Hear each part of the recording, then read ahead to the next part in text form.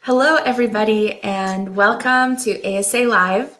My name is Dee Goldstein, and I am ASA's Development Manager. Today, we're going to be chatting about AgeTech, which is a really hot topic now.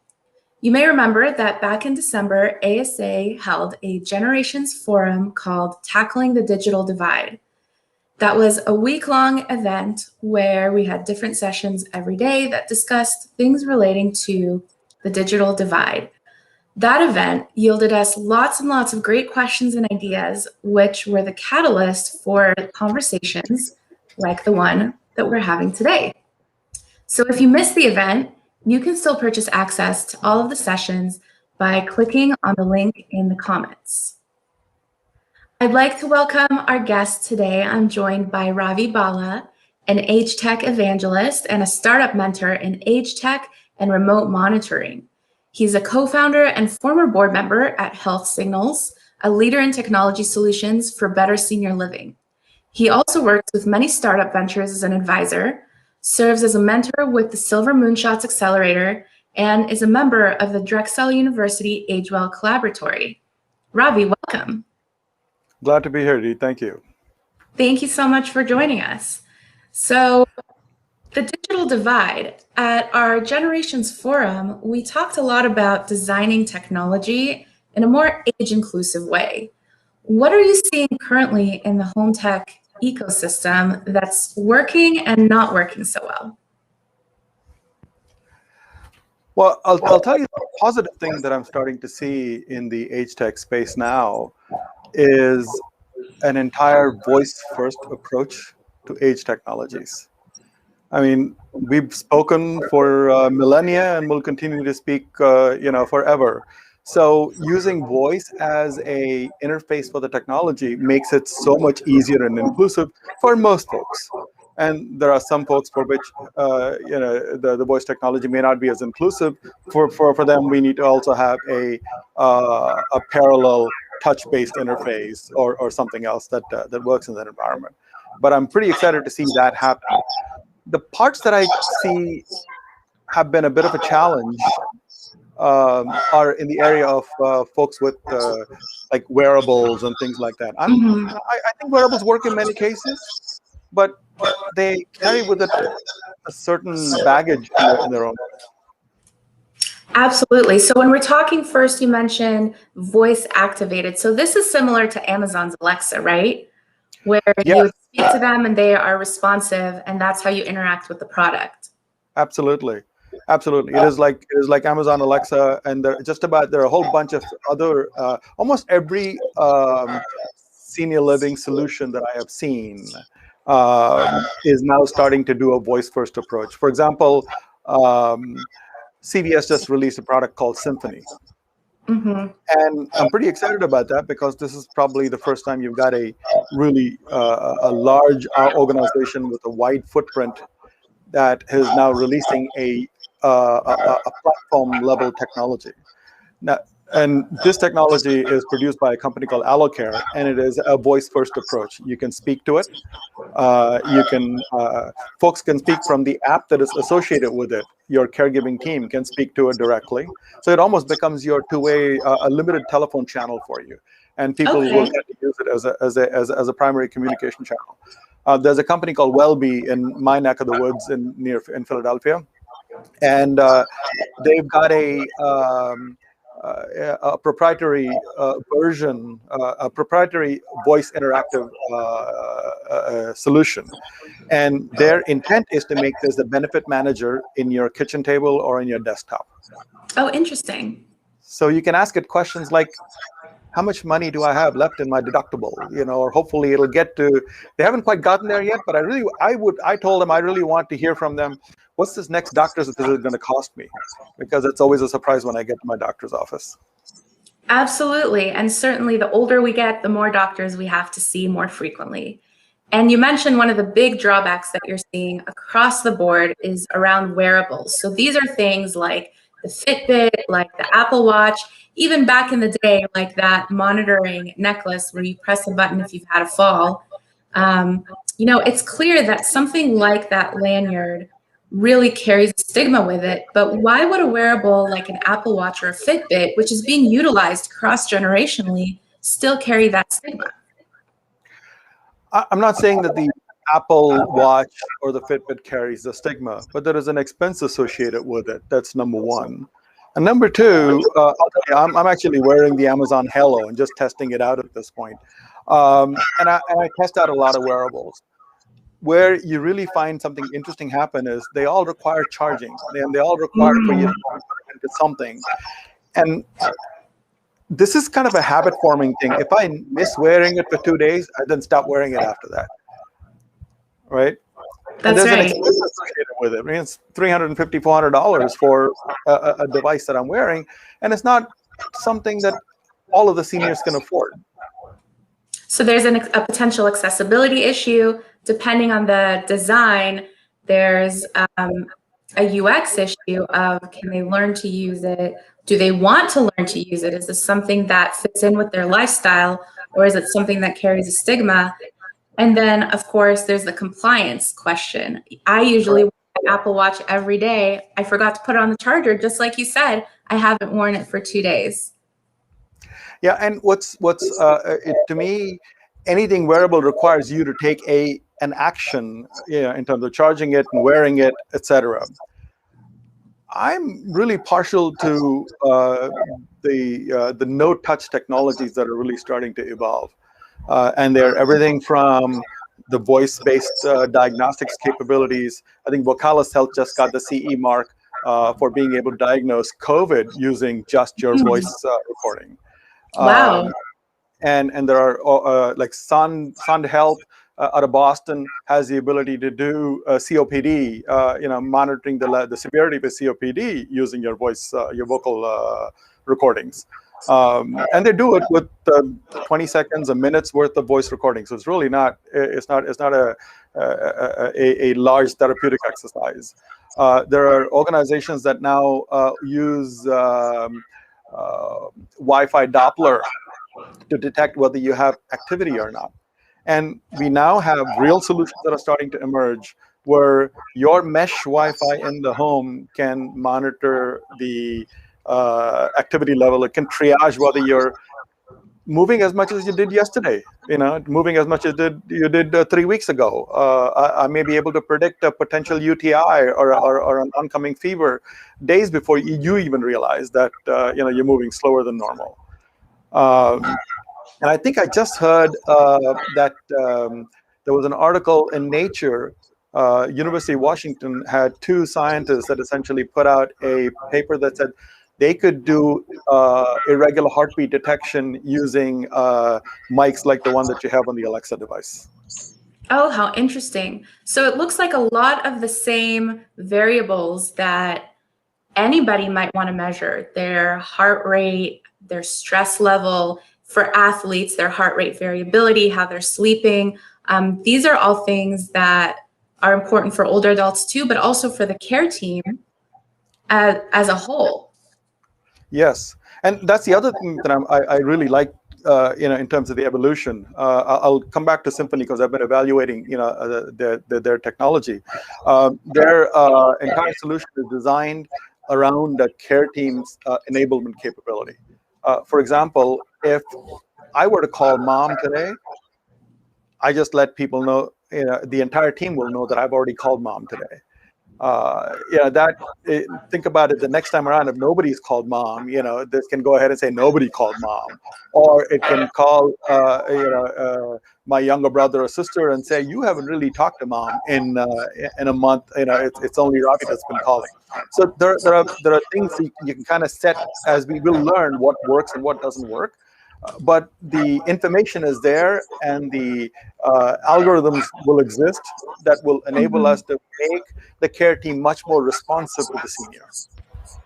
So it sounds like the sky's the limit in terms of the possibilities that are out there for developing technologies, and also that more and more tech companies and startups are becoming aware of the older adult market and also the profitability available in the older adult market. So that brings us to an accessibility issue of the high price tag you were talking about that some of these products have. Obviously, on the part of the tech companies, they need to make money, right? They need to run their company, they need to pay their employees. How do we make tech more affordable for everyone? I'm going to back up a little bit. I mean, I don't know if the question is whether you make tech more affordable for everybody, as opposed to how do you make aging more affordable for seniors, right? Okay, interesting. So the chicken or the egg? Yeah. So the question is, if I have to go live in an assisted living facility, or if I need full-time assistance at home for somebody to monitor me, that's going to cost a certain amount of dollars. And I think Genworth has a really fantastic website that will tell you for your zip code what it costs for 40 hours of home assistance, assisted living in your neighborhood, nursing homes in your neighborhood, single room, double room, etc. And those numbers are in the $6,000 to $10,000 range, depending on where you are. Right. So the question is, can I do something, whether it is technology or just common sense implementation of design principles, so that I can enable you to live in your home for 6 months longer, a year longer. A year longer is $72,000. That's a really huge savings when you think about it that way.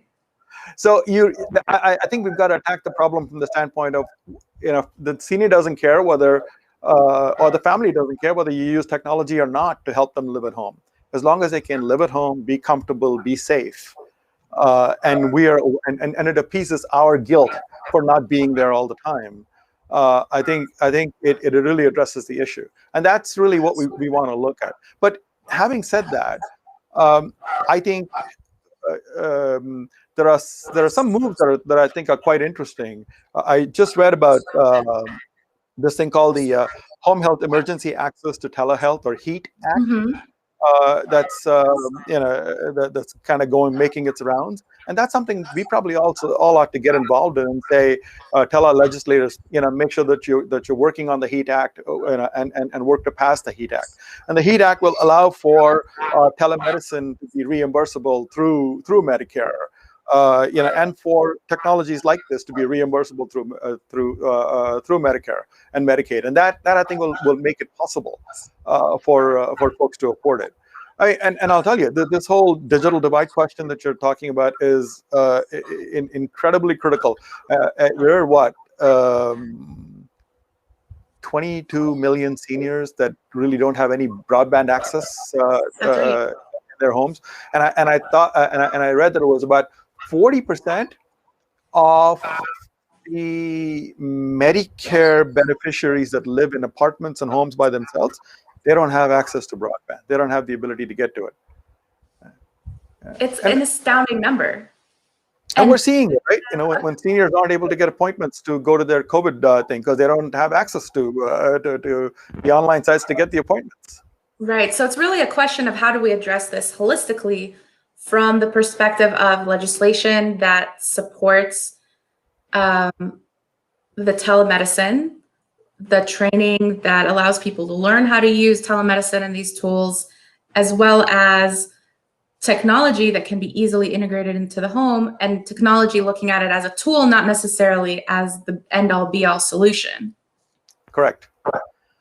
And I think we've got to come. One of my favorite, expressions in senior living is, I don't care whether you call me a senior, an elder, an older adult, or whatever.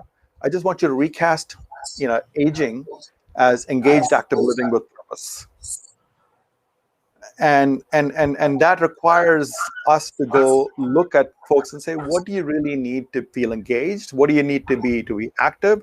And what do you need to do to live with purpose? And some of these things that are necessary for it aren't all technology based.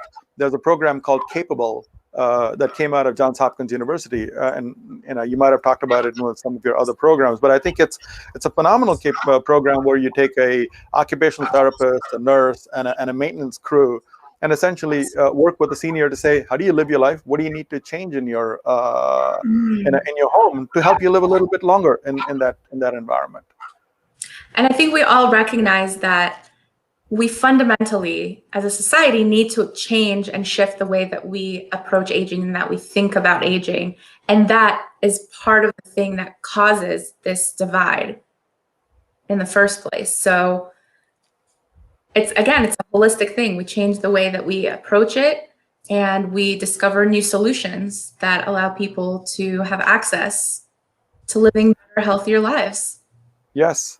Yes, I'm a big fan of an organization like Encore, for example. Yeah, and they're basically really involved in finding purposeful activities for seniors.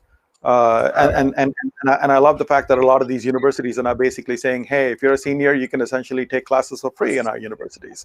That whole aspect of enabling people to engage. I mean, look, people retire and there's, maybe 70 now, not 65 anymore. But even if you retire at 70, you may have 10, 20, even 25, 30 years of life left. That's the whole life that we need to start and prepare for and engage. I'm telling you, I'm 65 this year.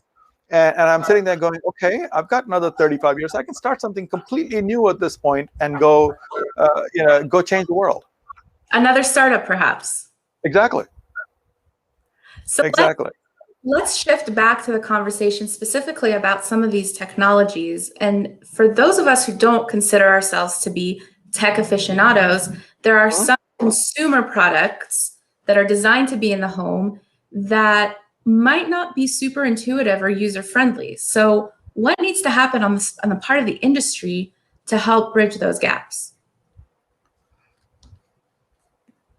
Well, I think we're starting to see a lot of technology. I mean, like you mentioned that I mentor at Silver Moonshots, and one of the things that we always talk to the entrepreneurs about is, first thing you need to do is to approach the market with a level of humility. That says, we don't really know what the technology is, and it's like the old patent saying, no battle plan ever survives the first contact with the enemy. You can design all the cool technology you want, but when you put it out into the field, it doesn't matter how cool it is, as long as if it makes a difference in the lives of the senior, it's worth it. If it doesn't make a difference in the lives of the senior, it doesn't work. For example, the old purse systems that you talked about, they were cool technologies. Yep, yeah, I know where you are. If there's an emergency, I can tell you. But the thing is, it made me feel bad. So we've seen cases of seniors where they would take it, and it always lands up behind the couch somewhere. You always forget to charge it, so you're not going to be able to use it, right? So, That's right. So I used to have significant arguments with a lot of the purse makers. This is almost from a decade ago. Because I wanted them to create a swatch version of it. I wanted them to make it look like jewelry. And there were some technology challenges with it. They put foil and things and it's the shiny things. The wireless characteristics it interferes with the wireless RF characteristics of the purse device. But there are companies that are evolving. I saw a company called Trelloware in New York that essentially makes a jewelry-looking purse. And Essence Smart Care is doing the same thing. We're now starting to see overcome those problems, make things look pretty, and still be the device. So really thinking about the user experience overall from a branding perspective and a UX perspective, what about from implementation? So when you get the product delivered to you, you unbox it, and then you kind of look at it and you're like, all right, what do I do with it now? Yeah. That's one of my favorite activities when I look at technologies is, like I tell my wife I do research on these technologies, so I get to buy all the toys with no backlash. That's right. And when I buy them, I'm like, okay, how many steps does it take for me to do this? And the second thing I do is unplug it in the middle of things and see what happens, and then I call the support line to see how the organization responds to to support issues. So you're really putting them through the paces.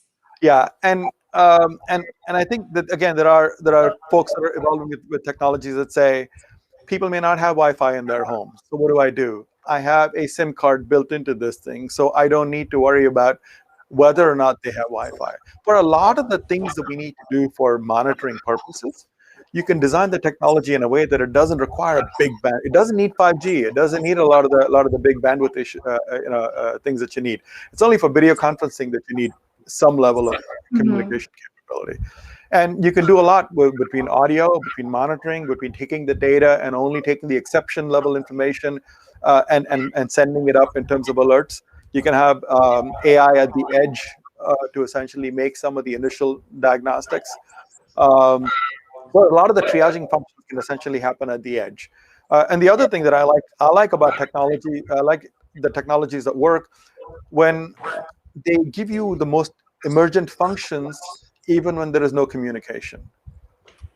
So I was working, evaluating some these technologies that do something called transdermal optical imaging, and they actually will take your iPhone camera, and just based on the video, like I could probably take this video here and tell you what your heartbeat is. I tell you what the heart rate variability is. I can tell you what your blood pressure is, just based on this video. And this company called Bina Bina.ai out of Israel, and then there's a company called Neurologics that has a program called Anura. And it's just fascinating to see what these companies are doing with just the imaging, because when we breathe, there are micro changes that happen in our pigmentation in our skin, and I was curious as to whether it'll work with my skin tone because it's a little darker now, and so I wanted to test that out. And in terms of it also measures. Is it inclusive? Yes, and it measures oxygen level. So I measured it against 2 SpO2 devices. My wife's a cardiologist, so we have a bunch of these devices lying around the house. I can, cross-check against her clinical blood pressure device and, the clinical SpO2 devices. And so for the non-cardiologists in the room, this is the device that you clip on your finger, and it measures your oxygen saturation. Exactly. Particularly for COVID, I think it really became, very important. That's right. That's really great. So it sounds like a lot of people are thinking about AgeTech in a different way than in years past. And I really hope that we have some startups listening, because you gave them some great free tips here. But, who for you really brings all these things together, where they're innovative, they're really serving the needs of older adults to help them have active, engaged, independent lives, who are making products that are really accessible and inclusive across the board? Is there a company or product that stands out to you? Sadly, there isn't any one company that has got a full range of solutions. There are lots of point solutions that folks have created. And I was hoping, for example, when Best Buy bought Great Call, and they have a lot of these elements under their umbrella. And were going to launch this program called Best Buy Assured Living, that I was hoping that was going to be a great foundation to start building on. I'm still waiting to see where they're going at this point, and I haven't really seen a lot of announcements from them in terms of success stories of comprehensive solutions. I am quite excited that CVS decided to get into the game. For a couple of reasons.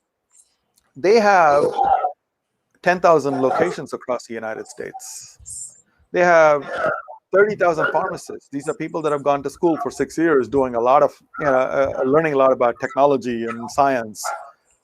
And so you've got a built-in force that can adopt, some of these digital technologies and become the digital health concierges for their neighborhoods. Okay. Right, and then people go to visit their pharmacists anyway, for the most part. I mean, even this may be their answer to everybody getting into mail order pharmacies. right? Interesting. So it sounds like the foundation is there. People and companies are at different levels of figuring it out. But what we have to look forward to are those conclusions, everyone putting all those different aspects together, hopefully, thanks in part to conversations like the one we're having today and conversations like we had in the event tackling the digital divide. Yes, absolutely. Yeah, and the AARP is doing a ton of work in terms of helping tackle the digital divide. The OATS organization for assisting, I forget what their expansion is. They run senior Older planning. Adults Technology Services. Older adult technology services, correct? Yeah, and they have a program to connect 1 million seniors and bring them online. And that's their goal. And so they're working. So there are lots of organizations that are working on this whole connection issues. Well, that's fantastic. I think we have a lot to look forward to. And again, this conversation today is really just a little tip of the iceberg. And unfortunately, our time for today is coming to a close. So Ravi, I just wanted to thank you so much for joining us and engaging with us today.